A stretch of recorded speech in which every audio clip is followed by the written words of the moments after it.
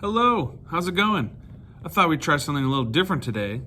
Being your art teacher, I've obviously met a bunch of artistic people over my years, and I thought I'd start to do little kind of video features where I go and have a little interview and show off some of my artistic friends or acquaintances that I know. So this week, I am going to show you guys a really cool artist, and his name is Eric Sholin, and he is a person who paints cars, but not just any old car. He does hot rods and motorcycles, and he does a really cool job of making them really artistic and beautiful and does really detailed work on them. So why don't we go take a look at what Eric does in his garage in Barrington. Hi guys, my name is Eric, and this is Wild Woody's Custom Paint. This is a paint shop that my dad and I run, where we primarily paint old hot rod kind of cars and motorcycles. We're located in Barrington, Illinois, and today we're set up in the spray booth, which is where all the painting actually gets done. So here we have a couple of my motorcycle gas tanks that I have painted set up on display. And I think we'll take a quick look around the shop and give you guys a little bit of an idea what my day-to-day life is like working in the arts.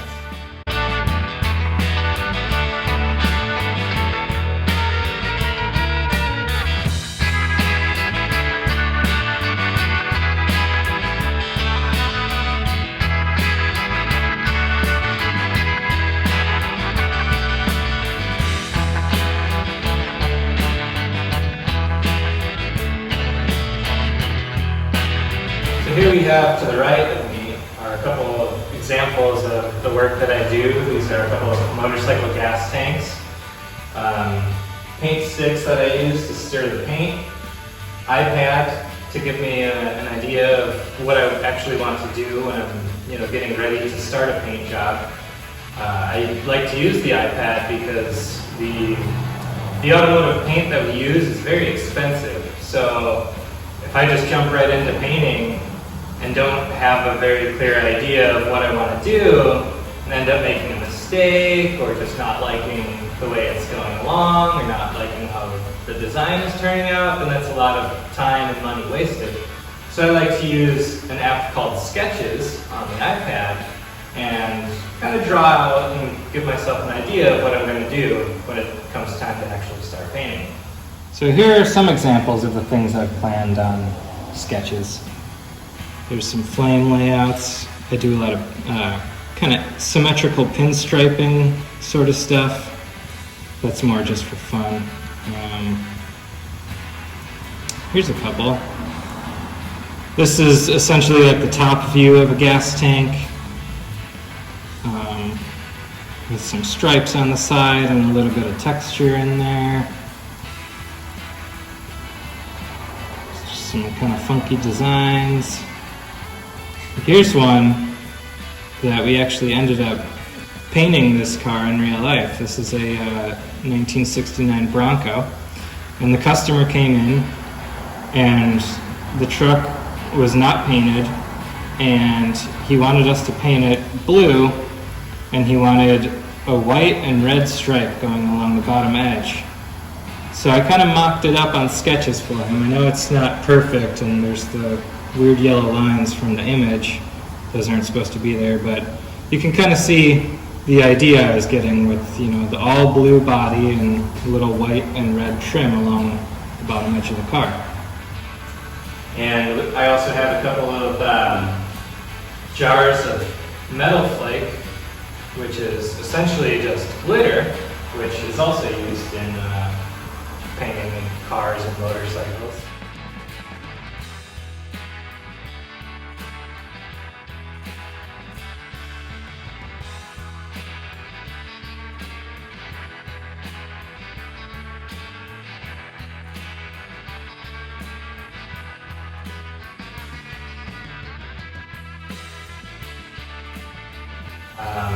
We'll talk more on that later.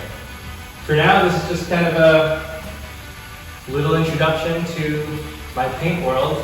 So why don't we go take a look around the shop, and I'll give you a little bit more insight into what my day looks like. So once I'm ready to paint, this is where I start. This is the paint cabinet. So, open this up. I've got a wide selection.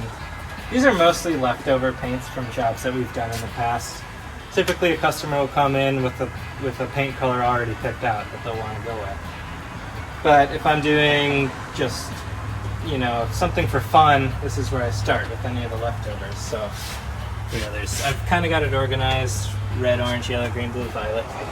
So let's go with this. Let's check out this magenta. This is a really nice color. Okay, so once I've got the color I want to use, crack open the jar.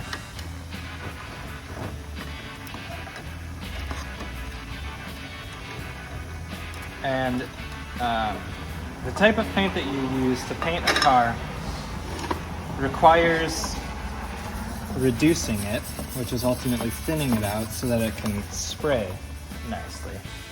So I'd stir it up, you know, get the color all, you know, all the pigments and the binders all nice and stirred up so it's a nice even color.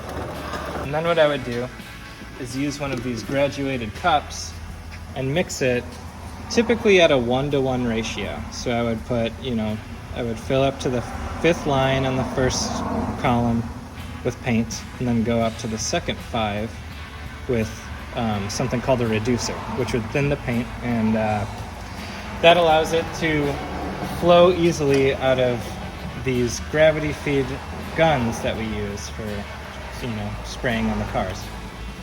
And then after your color coat is done and you do your flames or pinstripe or whatever design you're doing, then you have to add a protective clear coat, which is really similar to the color coat.